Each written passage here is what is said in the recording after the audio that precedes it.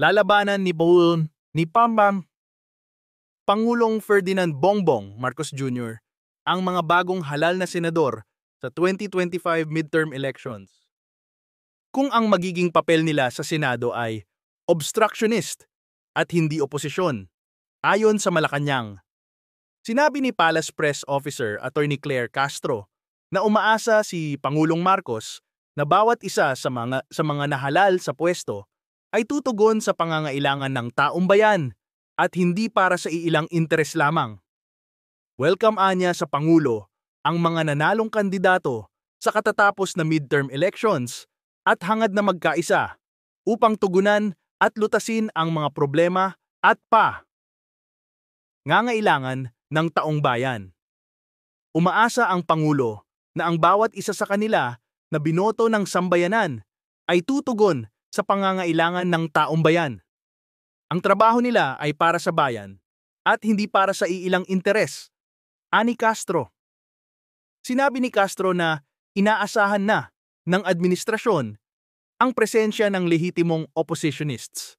Pero lalabanan ang mga obstructionist na nagtatago bilang oposisyon na pansarili lamang ang kanilang ilalaban. Obstructionist, walang gagawin kundi manira, walang nakikitang maganda sa gobyerno at ang sariling interes lamang ang gustong palaguin, dagdag ni Castro. Sir, dagdag ko lang, paano yung si former President Duterte mag-work from The Hague siya? Tinanong ko to, so ibabahagi ko na rin sa inyo. Pwedeng sumumpa sa kanyang bagong tungkulin bilang mayor muli si Pangulong Duterte sa pamamagitan ng ating consular office doon. Meron tayong tinatawag kaugnayan ng Consular Commission na consular visit. Pwede siyang puntahan kung papayagan niya at hihilingin niya ng ating consular officials para manumpa siya sa harap nila bilang mayor. Subalit, kung hindi siya makakauwi for circumstances or reasons beyond his control dahil nga nakadetain na siya sa The Hague, ayon sa local government code, ang papalit ay ang vice mayor. Sa kasong ito, si Mayor Baste Duterte. Pwede lamang siya mag-appoint, mag-hire, mag-fire, makalipas ang 30 araw na bakante pa rin yung pwesto. But for the first 30 days, acting lang muna siya. Pero may nakatalaga ng proseso para dyan. Hindi na kailangan mag-imbento pa ng gagawin dyan. Pwedeng magawa lahat yan. So may mga nag-iisip siguro, kailangan ba niyang lumabas pa, magpunta sa embahada, sa konsulado para sumumpa? Hindi. Pwede siyang puntahan at pwede siyang mapanumpa sa harap ng isa sa ating embassy at consular officials kung hihilingin niya. Dahil ang consular visit ay pwede lamang kapag hiniling nung nasasakdal o akusado. Hindi siya pwedeng persahang puntahan kung saan siya nakadetain na kung ayaw niya. Karapatan niya yon sang-ayon sa rules ng The Hague. So may proseso naman yon. So ang mangyayari, yung acting vice mayor ay yung mag-acting vice mayor ay yung top-notcher kagawad. By ratio and proportion dun sa 3 distrito ng Davao. So titingnan ng kada distrito kung sino may pinakamataas na ratio and proportion vote. Hindi automatic yung may pinakamadaming boto, ha. So yung number 1 ng District 1, 2 at 3, titingnan by ratio and proportion ng votes cast, ilan na nakuha niya, siya yung uupo bilang acting vice mayor. Nakalagay din yon sa ating local government code. Pero once ma-convict si Digong, anak niya ang magti-take over ng mayor. Hindi pa rin man, ha. I don't think that's part of the penalties that can be imposed. Although hindi ako sigurado dahil hindi ko pa nababasa. But I don't think it has any right to impose that penalty. Hindi nga yun sa lahat ng kaso. Hindi automatic yung absolute perpetual disqualification porket na-convict ka. Only certain crimes. Number 2, ang alam ko, nakalagay yun sa batas sa Pilipinas for certain crimes. Hindi ako familiar na may ganung klaseng penalty imposable yung ICC nung binasa ko yung Rome Statute. So kahit ma-convict siya, hindi automatic yun. Okay. No more? Sa bagong composition po ngayon ng Senado after 2025 midterm elections, kumpiyansa pa rin po ba ang Marcos administration na ma-pursue yung impeachment laban po kay Vice President Sara Duterte? Wala pong anumang balita patungkol sa pagpursu ng Pangulo sa impeachment or sa impeachment trial ni VP Sara.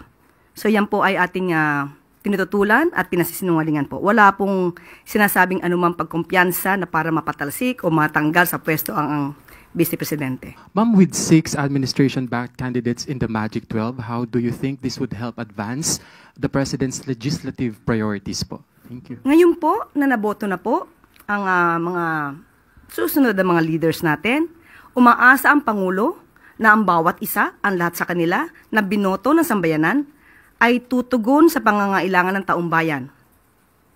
Ang trabaho po nila ay para sa bayan, para sa taong bayan, hindi para sa ilang interes. So anumang kulay yan, wini-welcome po talaga ng Pangulo na makaisa ang bawat leaders natin para tugunan kung ano man ang problema at magbigyang solusyon ang pangangailangan ng mga kababayan natin. At inaasahan din po ng administrasyon ang presensya ng lehitimong oppositionist. Pero lalabanan po ang mga obstructionist na nagtatago sa pangalan ng oppositionist. Mga obstructionist na maaaring pansarili lamang ang kanilang ilalaban. Yusek, kalahati po so far nung mga nasa Magic 12 sa Senate, senatorial polls, taga-alyansa. Yung iba po, mga kakampi ni Pangulong Duterte, meron din po mga associated sa mga pink. Ano po ang assessment ng Malacanang dito given that the President campaigned dun sa alyansa all the way and ito po yung naging resulta? How would you assess this or how would you describe yung results na emerging ngayon sa senatorial polls? Yan po ang ibinoto ng taong bayan. Gagalangin po natin at kung ito po'y makakatulong sa administrasyon, uulitin po natin kahit ano pang kulay po niyan. Dapat isipin po ng mga bagong halal na sila po ay magtatrabaho para sa bansa, para sa taong bayan, hindi pang personal na interes o interes ng kanilang mga kaibigan o kanilang mga sinusulong na tao. So anuman po ito, kapag po nalaman po nila na ang gagawing proyekto o programa ng Pangulo ay para sa taong bayan, umaasa po tayo na sila po ay makikiisa.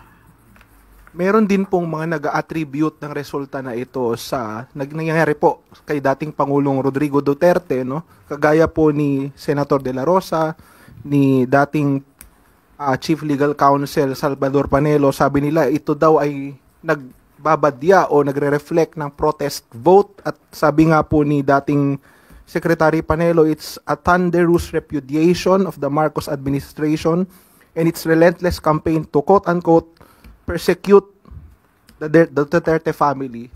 Ano pong masasabi ng Malacanang? Do you share that view po? Yan lang po ang gusto nilang gawing naratibo. Unang-una po, kung may dapat managot, at ito naman po ay naaayon sa batas, dapat po managot. Hindi dapat po natin ikanlong ang sino mang maaaring maakusahan ng paggawa ng mali, maaaring gumawa ng krimen, dahil lang sa sinasabi nating pagboto. Tao po ang siyang humusga, tao po ang siyang bumoto, igalang po natin ang mga napili na mga kababayan po natin. Wala po itong refleksyon kung ano man po ang sinasabi patungkol sa mga Duterte.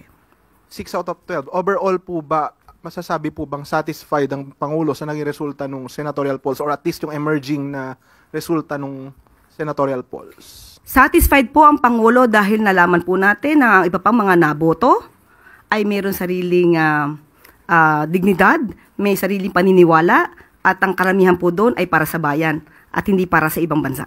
Salamat po. Follow-up question, Pia Gutierrez. Hi, ma'am. ABS-CBN. Ma'am, yung midterm elections is always considered a referendum of the current administration. Given the results po of the midterm polls, is Malacanang still confident na hawak pa rin ng administrasyon ang suporta ng taong bayan? Naniniwala pa rin po ang Pangulo na malaki pa rin po ang suporta ng taong bayan sa administrasyon sa ngayon. Tandaan po natin ang kahuli-hulihan pong survey ay nagpapakita po ng mataas na trust rating po ng Pangulo. May mga naglulutangan po ng mga, like for example, si former Secretary Harry Roque apparently saying na si President Marcos is already considered a lame duck president given the results of the election. Ano pong masasabi niyo dito? Kung lame duck po ang Pangulo at parang baliwala na po ang administrasyon, dapat bumalik po siya kaagad dito. Still on the results of the elections, nabanggit niyo kanina that the President welcomes the presence of a legitimate opposition pero lalabanan ang mga obstructionist. How do we differentiate kung ano po ang magiging aksyon ng legitimate opposition and how do we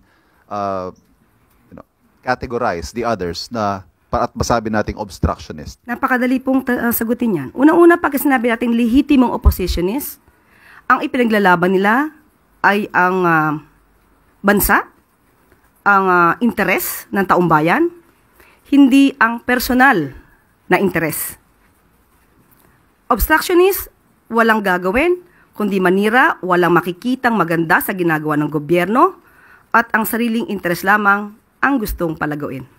But is it that a thin line, itong distinction po na ito? Hindi ko masasabing thin line lang yon. Makikita ang diferensya. Dahil kung ay paglalaban lamang nila ay yung kanilang sarili, hindi para sa taong bayan, obstructionist sila. At nung sinabi ho ninyong lalabanan, how exactly are you going to do that?